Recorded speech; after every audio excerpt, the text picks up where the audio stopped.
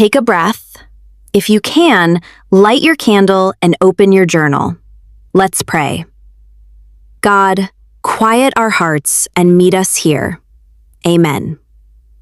Welcome to In God's Presence, Day 32, the Offerings, Leviticus 1-7. The tabernacle is complete. God's glory fills it.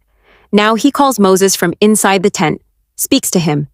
Tell the Israelites, when anyone brings an offering to the Lord, bring an animal from either the herd or the flock. God's going to explain how to approach him. 5 types of offerings, each one specific, each one precise. If the offering is a burnt offering from the herd, offer a male without defect. Present it at the entrance to the tent of meeting so it will be acceptable to the Lord. The person lays their hand on the animal's head, identifying with it, transferring something, then slaughters it at the entrance to the tent. Aaron's sons, the priests, bring the blood. Splash it against the sides of the altar. On all sides, the person skins the animal, cuts it into pieces. The priest arranges wood on the altar fire, lays the pieces on the burning wood, the head, the fat, everything. The internal organs and legs get washed with water. Then the priest burns all of it on the altar. All of it. Nothing held back. Complete consumption. The entire animal becomes smoke rising to God. An offering made by fire, an aroma pleasing to the Lord. If someone can't afford cattle, they bring sheep or goats. Same process. Hand on head. Slaughter. Blood splashed. Cut into pieces. Burned completely. If they can't afford that, they bring birds, doves or young pigeons. The priest brings it to the altar, wrings off the head, burns it, drains the blood on the side of the altar, removes the crop and feathers, tears it open by the wings, doesn't sever it completely, burns it. Same purpose, different economic levels. God makes a way for everyone. When anyone brings a grain offering to the Lord, their offering is to be of the finest flour. Pour olive oil on it, put incense on it, bring it to Aaron's sons, the priests. The priest takes a handful of the flour and oil, along with all the incense, burns it on the altar as a memorial portion, an aroma pleasing to the Lord. The rest belongs to Aaron and his sons. It's a most holy part of the food offerings presented to the Lord. If you bring a grain offering baked in an oven, it's to be thick loaves made of the finest flour mixed with olive oil, or thin loaves made without yeast and brushed with olive oil.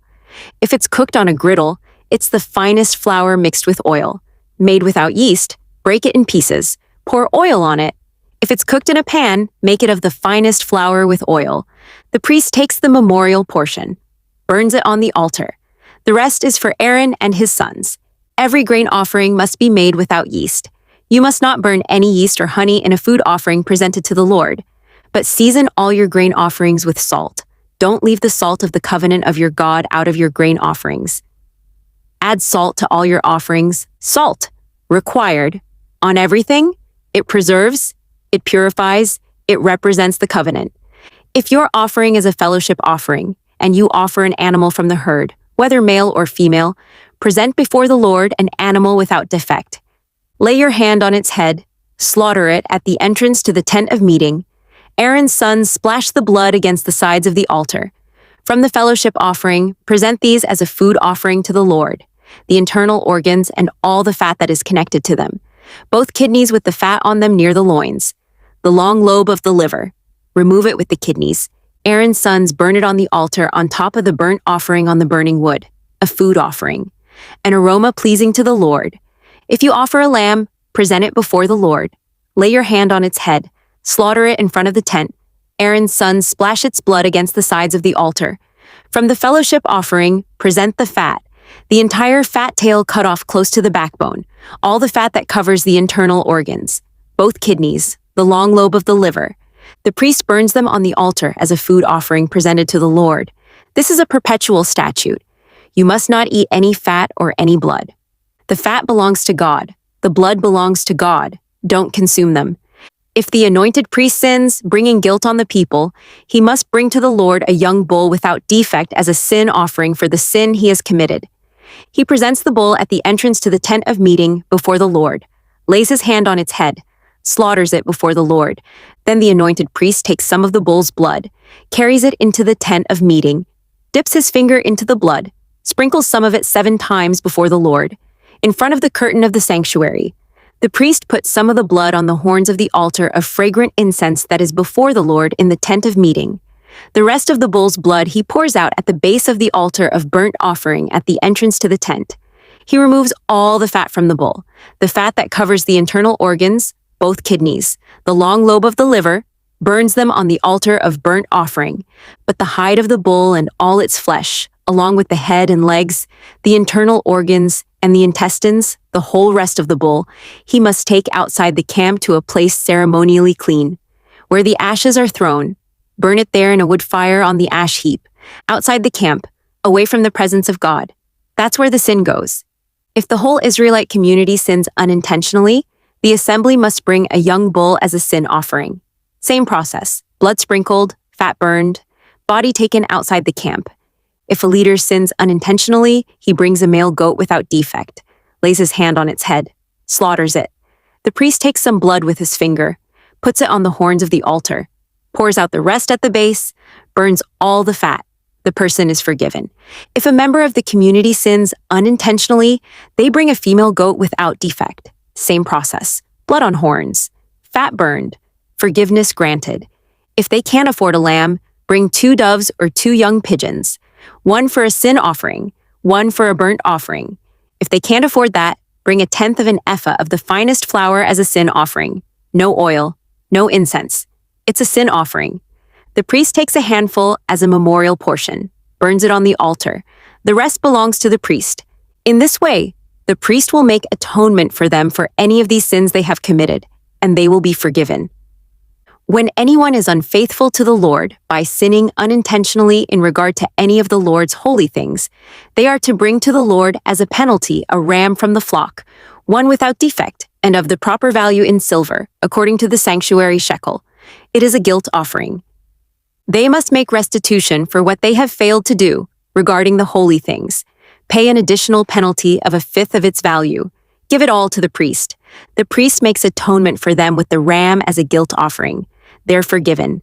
If anyone sins by doing something forbidden in any of the Lord's commands, even though they don't know it, they're guilty and will be held responsible.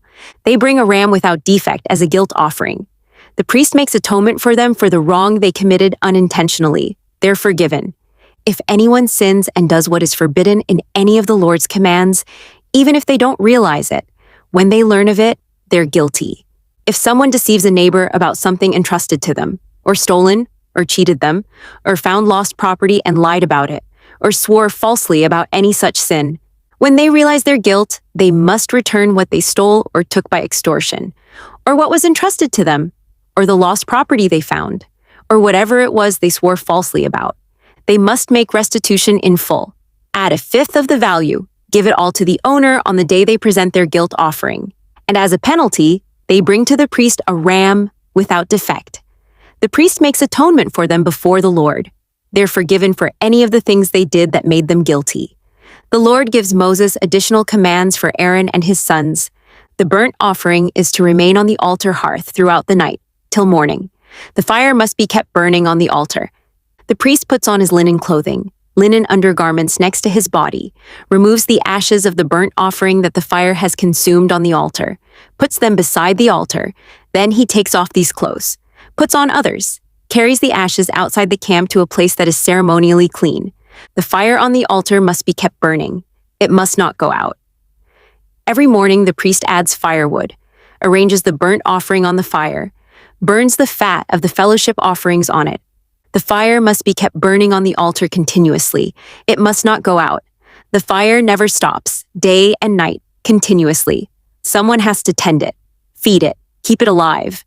For the grain offering, Aaron's sons bring it before the Lord in front of the altar. The priest takes a handful of the finest flour and some olive oil, together with all the incense on the grain offering, burns the memorial portion on the altar as an aroma pleasing to the Lord.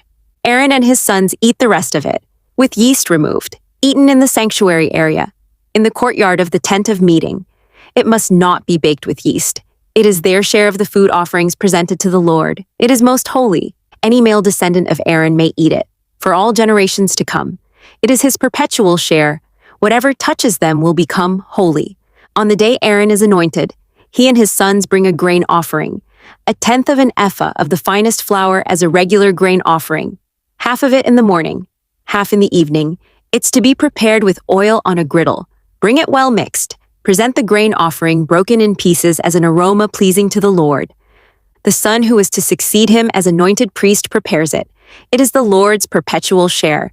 It must be burned completely. Every grain offering of a priest is to be burned completely. It must not be eaten. For the sin offering, the animal must be slaughtered before the Lord in the place the burnt offering is slaughtered. It is most holy. The priest who offers it eats it. It must be eaten in the sanctuary area, in the courtyard of the tent of meeting. Whatever touches any of the flesh will become holy. If any of the blood is spattered on a garment, wash it in the sanctuary area. The clay pot the meat is cooked in must be broken. But if it's cooked in a bronze pot, the pot is to be scoured and rinsed with water. Any male in a priest's family may eat it. It is most holy. But any sin offering whose blood is brought into the tent of meeting to make atonement in the holy place must not be eaten. It must be burned up. For the guilt offering, it is most holy. The guilt offering is slaughtered in the place where the burnt offering is slaughtered. Its blood is splashed against the sides of the altar. All its fat is offered. The fat tail, the fat that covers the internal organs. Both kidneys with the fat on them near the loins. The long lobe of the liver. The priest burns them on the altar as a food offering presented to the Lord. It is a guilt offering. Any male in a priest's family may eat it. It must be eaten in the sanctuary area. It is most holy. The same law applies to both the sin offering and the guilt offering. They belong to the priest who makes atonement with them. The priest who offers a burnt offering for anyone may keep its hide for himself. Every grain offering baked in an oven or cooked in a pan or on a griddle belongs to the priest who offers it. Every grain offering, whether mixed with olive oil or dry, belongs equally to all of Aaron's sons. 5 offerings, specific instructions, detailed procedures, blood, fire, smoke, fat, grain, salt, oil, incense, all of it pointing to one truth. You can't approach God casually. Tomorrow, Aaron and his sons get ordained. The priesthood officially begins, and on the first day, 2 of them will die. See you then.